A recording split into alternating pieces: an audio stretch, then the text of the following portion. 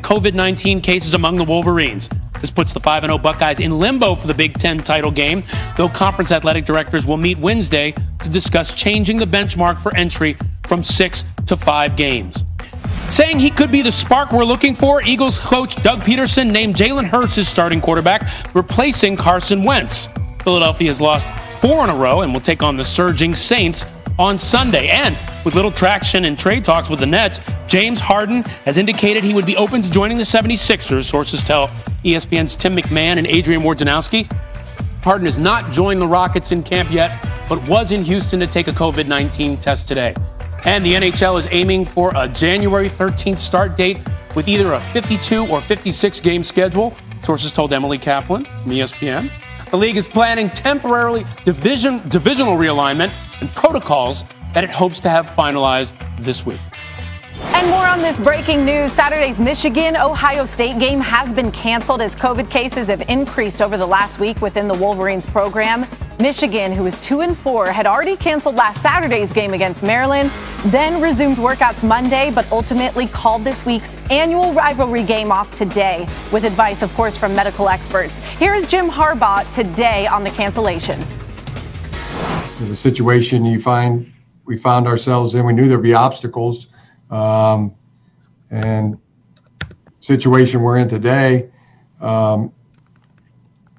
is that the players to a man wanted to play this game. This is a daily process, and we follow the daily decisions that are made, and we proceed with what's in the best interest of the health and safety of our players and our staff. Tomorrow there'll be more information. There'll be more decisions made, and we'll continue to follow those decisions with what's in the best interest of the health and safety of our players. So what does this cancellation mean? Well, first off, one of the biggest rivalries in all of college football will not be played for the first time since prior to 1920. Also, under the season's COVID-19 rules, Ohio State has only played 5 games, which currently leaves them 1 game short of being eligible for the Big Ten title game on December 19th. And unless the conference decides to change the rules, Indiana will represent the East in the championship game against Northwestern. Now, about 1 hour before that Michigan-Ohio State game was canceled today, Buckeyes coach Ryan Day had this to say about the conference's requirement to play 6 regular season games. I think it's one of those things that was put into place early on, and decisions are made based on the information you have at the time, and then things change, as we know. We have to take a hard look periodically at all this stuff, and I think that this is one of those situations. If we don't quite get the games we need to get into the championship game, then I think that needs to be looked at hard, just like anybody else in the conference. But there's no easy solution in times like this. So, I know those guys are going to come together and take a hard look at it and make sure that it was the right decision.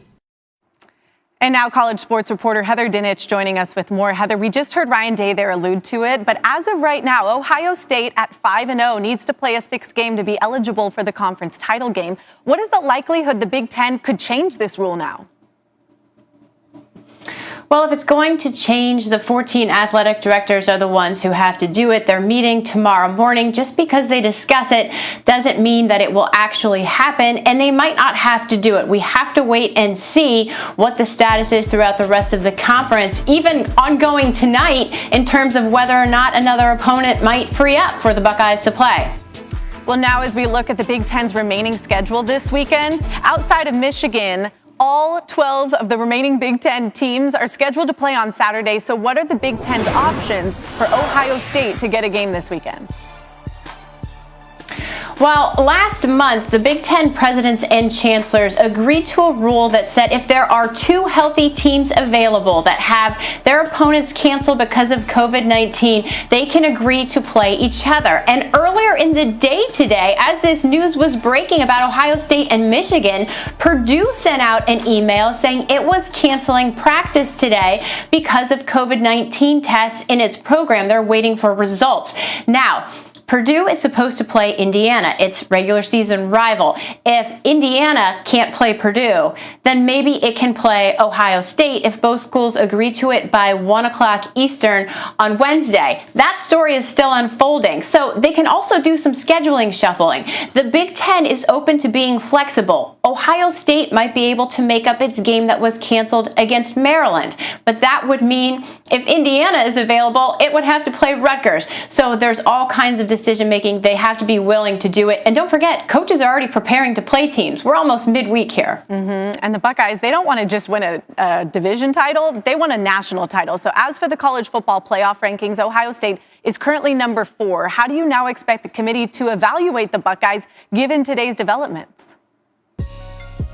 Well, it depends if they can get into that conference championship game. If Ohio State finishes 6-0, 7-0 with a Big Ten title against Northwestern, I think it's an entirely different conversation. They're probably in that 4th spot. If they don't have the Big Ten title, they are missing that tiebreaker that the selection committee uses when they're comparing teams that are similar. In this case, it would be probably Texas A&M, which also wouldn't have a conference title. So if the Buckeyes don't have that Big Ten title, that 4th spot remains a question. Okay, and those rankings coming your way tonight at 7 p.m. That is on ESPN. Heather, thank you so much for the info.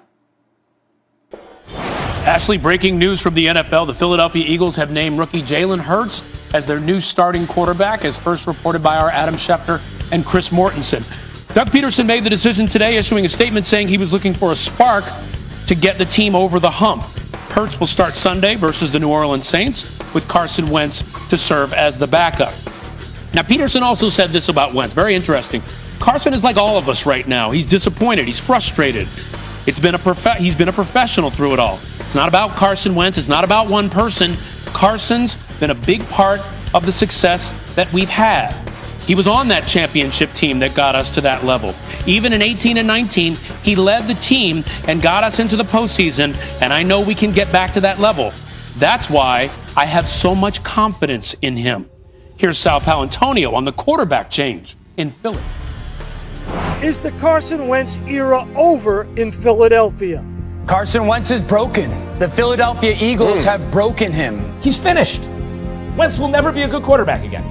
Doug Peterson's decision to start rookie quarterback Jalen Hurts against the Saints at Lincoln Financial Field Sunday has hit the city like a shock.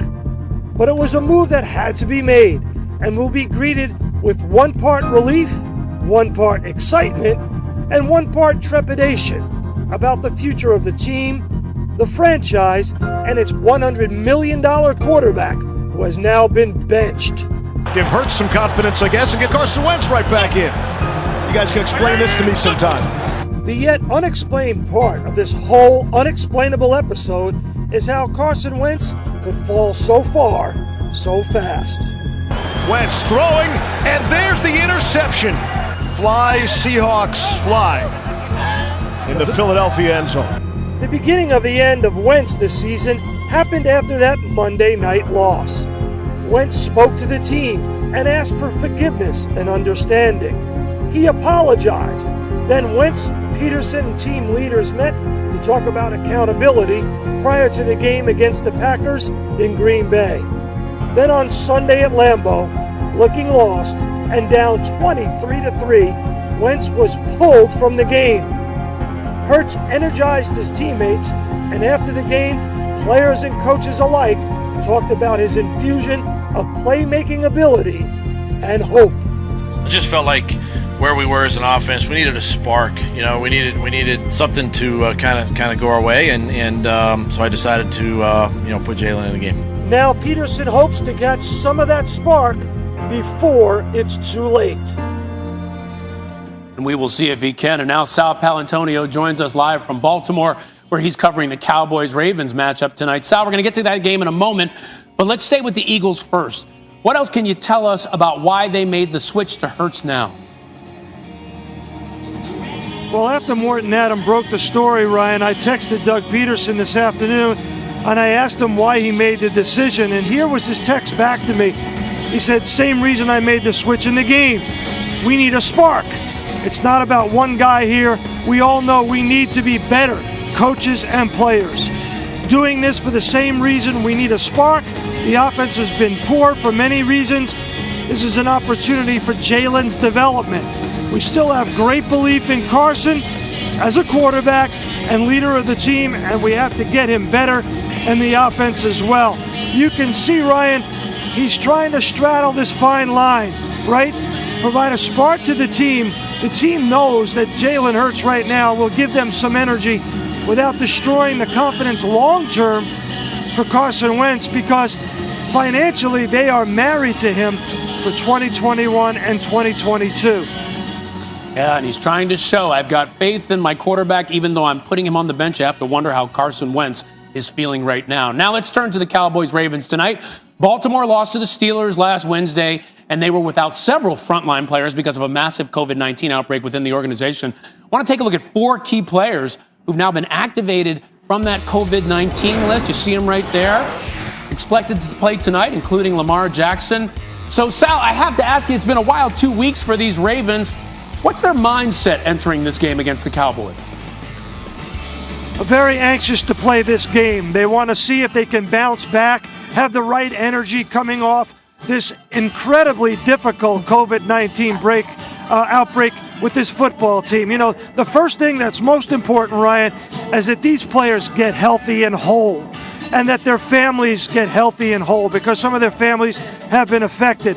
And the way the Ravens have gone about this has been very judicious, very careful to make sure that each and one of these players gets back onto the football field in a health and safely manner. The bottom line, though, is they still have 6 players on the COVID-19 list, including tight end Mark Andrews and linebacker Mark Judon. So it's really important for this team to see how they respond in this football game with Lamar Jackson back on the field and some key offensive players. Yeah, they have been devastated by this outbreak, but it's good to hear, as you say, they're putting their families, their safety first. The Ravens looking to avoid losing 4 straight for the first time since 2016.